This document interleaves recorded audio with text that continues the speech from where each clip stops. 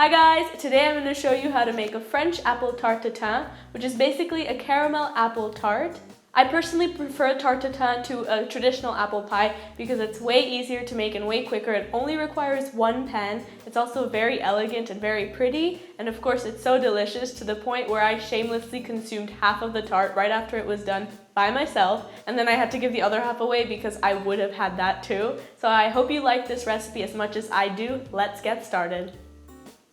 Begin by peeling 4 to 5 apples. This is roughly 500 grams. Now you can use any variety that you like. I just used what was available in season.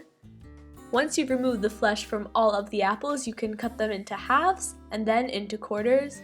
Now you can also core them first, but I like to do it this way. So once I've cut them into quarters, I just like to slice off the core.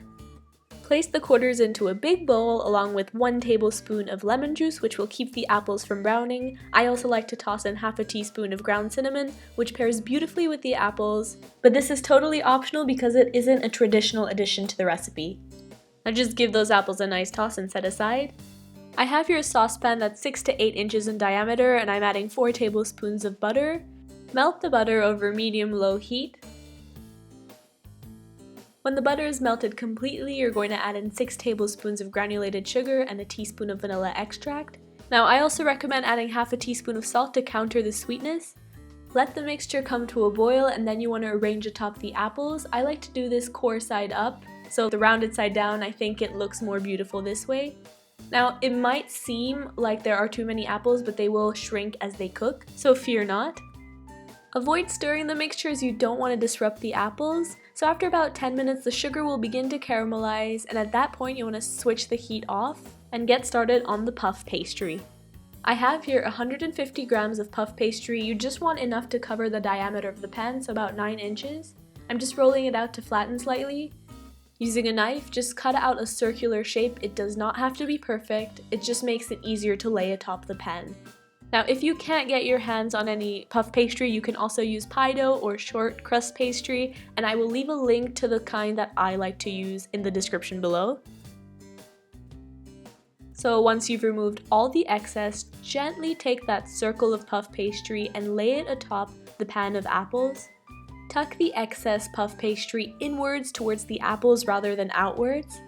Place the saucepan into a 200°C or 375°F oven for 25 to 30 minutes or until the puff pastry is golden brown. Then gently nudge the apples to loosen them from that pan, and make sure you're using a pan with a metal handle because plastic will burn in the oven.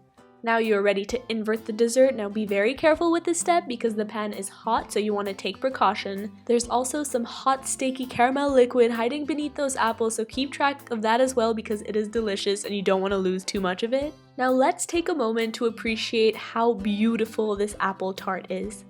Tarte Tatin is best served warm with a scoop of vanilla ice cream. I also like to dust it with a little bit of cinnamon, of course. There is no way you can go wrong with soft apples bathed in caramel sauce served with a flaky puff pastry.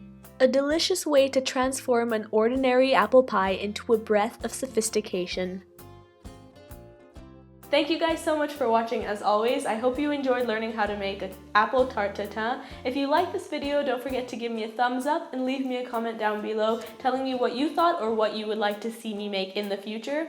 As always, you can find the full printable recipe on my blog at hotchocolateids.com, and I will see you next time. Bye bye!